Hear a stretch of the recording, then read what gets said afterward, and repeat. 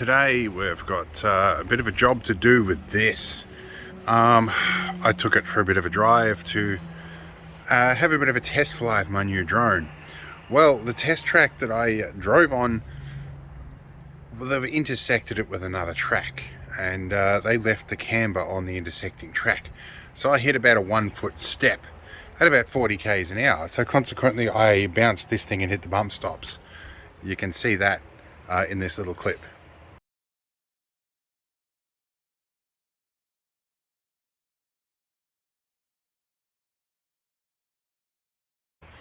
Anyway, the end result of that is the two boiling vessels in the back had jumped up in the air, came down and landed on the cabinets that I'd made. And this is all that's left of them. It also catapulted the bin across the back, and my fridge flipped over as well. So I have some work cut out for me. I'm supposed to be taking this thing out in a couple of days to go bush.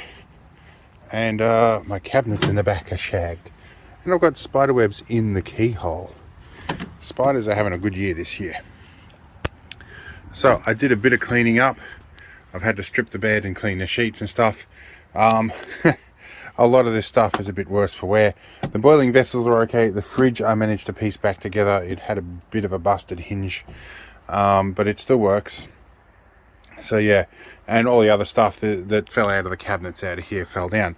So today's job is coming up with some kind of a cabinet that works for that. Now I could laser cut something and do it like this, but I had 2 layers of 3mm stuff and that was not substantial enough. So, and that was just MDF. So I have a couple of sheets of 7mm ply here, and I've got some timber like this, and I have a whole bunch of fasteners and fittings and all sorts of other stuff. So hopefully we can cut something together. This is about the right depth, so or right width for the depth that I have. So hopefully I won't have to cut too much of that. But anyway, I'm probably going to be doing that with a panel saw manually. Anyway, we've got a fair bit to do, so let's get on with it. Alright, so last night I did a bit of cleaning. I mopped the floor and I threw out lots of the broken bits. There were still a few more that I had missed. In any case, I have cleared this corner. I will throw in a picture right here. And that shows you what it looks like after I'd hit that bounce. So yeah, we've done quite a bit of cleaning. I still need to wipe this area down a bit, but some of this vinyl is sort of permanently stained anyway.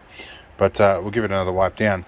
But what I want to know is my sheet of timber going to fit? So let's get this situated and get a few things marked up. Well, it looks like my sheet of timber is going to fit probably perfectly. I will cut a notch out of the corner here and I'll figure out how that fits in.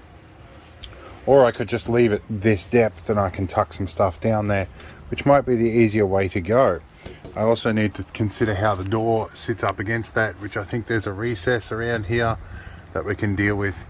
So yeah, anyway, that's going to work pretty well, and it's going to sit up nice and flush against that.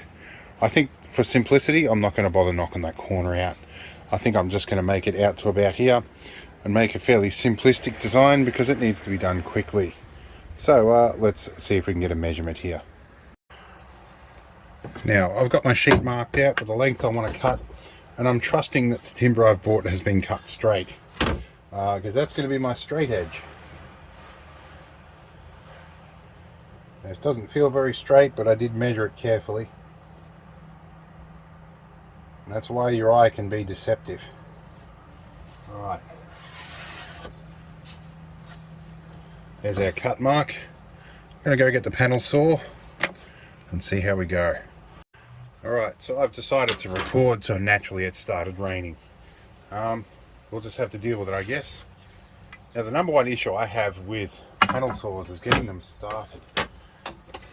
The number 2 bit is holding the material down. And we'll see what's under this. We're not going to cut anything. I'm not going to record every bit of cutting I do because there's going to be lots of it. But we'll see how we go here.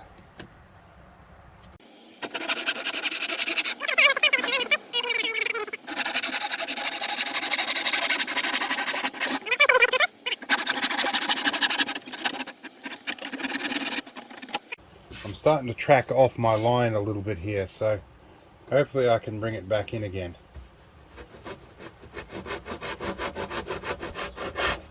we'll see how we go. We'll be back once I'm not worried about the camera. Alright, here's our piece. Fits in the slot fairly well. That's good. We're going to need a couple of these. We're going to need at least one top and probably an intermediate shelf. We won't worry about the bottom piece. I'm going to put the legs and rails down on the bottom, and I'm not sure how we're going to deal with these boiling vessels, because we like to use them in both of these orientations, but I'm thinking I might even downgrade to just one of these and just run this guy in here and leave it facing out that way. I'm not sure yet, but yeah, I think it can probably sit on the bottom, and we'll strap it down with a couple of cable straps or something and see how we go from there. It also needs a clean up after its little adventure, so yeah, see how we go. Alright, yeah, let's keep going. Alright, so I've started out with two pieces at 650 and two pieces at 600, and this is going to be a tray which will be turned upside down to form the top half. Once I've got that all square, then I will work out the intermediate pieces and make a second shelf. And in fact, I might even keep it this way up because it forms a tray, so stuff will not slide off. Either way, I can attach legs and stuff on the side from there. Alright, let's keep going. Alright, so what I'm doing here, I'm going to take some of these screws and I'm going to drill them in this way. Now this would usually split the timber. I'm going to try pre-drilling first. Hopefully it works out for us. It may not, but yeah, anyway, it's going to be a pretty cheap hacky job. I'm no expert woodworker, but this hopefully should work. Alright, things went very well. I used a 2.5 mil bit, and I use the word mil to indicate millimeter. And these are, what size screws are they? 8 gauge screws. So that worked out pretty well. Alright, now we're going to do that for all the sides. Alright, now we have our tray. I'm going to do some thinking now about how I'm going to handle the rest of this. But I'm probably going to build a majority of this off camera because I'm running out of time now. So yeah, you'll see my progress in stages from here on in. So let's get on with it. Alright, well the design evolved slightly, and we'll show you why. I found a good little spot here that I can put this on, and it means that the feet can locate in that little corner. I've got good area to strap down to, and these are all securely screwed in from the bottom and the sides. I've done one screw for the dividers, but they are screwed up underneath. That area up there, I take the bucket we use for our bin, and that slots in there nice and securely, and that can be strapped down.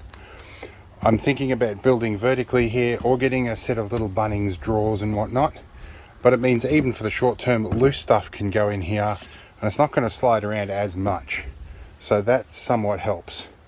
I'm going to omit the second boiling vessel temporarily because it really doesn't get used a whole lot. This guy is our main workhorse and it needs a clean up anyway, so it will be in situ. We can put plates and all sorts of other stuff in here, and that is also turns into our work area where we prep stuff as well. So I might even make a second layer on that, but for the moment I'm going to stop and have a bit of a think. But this for the moment solves my immediate problems. I will work out how to get the straps on here shortly. Alright, so I've got the strap attached.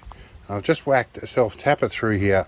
Now this is not the best way to do it, but in lieu of having the correct hardware, I have some super glue which I can't get open at the moment.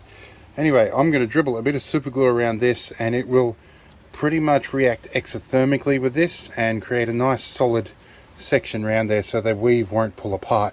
It'll make that bond considerably stronger. So I'm going to do that because I can't get this open off camera one-handed. I will do that and move on. Alright, so I was on my way to Bunnings to find some additional bits and pieces, and I stopped at Cheapest Chips and I found these that fit almost perfectly. So 3 of those will do in place of drawers, and my plates fit almost perfectly in there. I might whack a little divider in here just to keep them down a little bit more sturdy, but these are going to work better than all the other stuff I'd expected, and it's a lot more accessible. and I can take these out and go walking with them. So yeah, next best thing to drawers. I'm happy. Alright, now I gotta get organising. Alright, I went out to Bunnings again because I'm parked near it, and I found a solution to holding these in place. Found some magnetic hook bases. They are only ceramic magnets, but they do a good job of keeping that in place. I won't stop the contents of this flying upwards, but it should slow it down a little bit. But yes, I've got a bunch of these now, so I'm going to put one of them under each one of those, and they should stay in place. Alright, let's and we'll start to clean all this up soon enough. Alright, we've got our cabinet starting to look organised. We've got our fridge straps installed. This for the moment is just sharing a strap with that. I've got 2 more tie down points. I'll try and strap that on somehow. Getting a bit tired and it's getting a bit close to apprentice pickup time, so I'm going to go do that, and we'll see how the rest of this goes by the evening. If it doesn't get any further, then yeah, I'll end it there. Anyway, I've got to get going.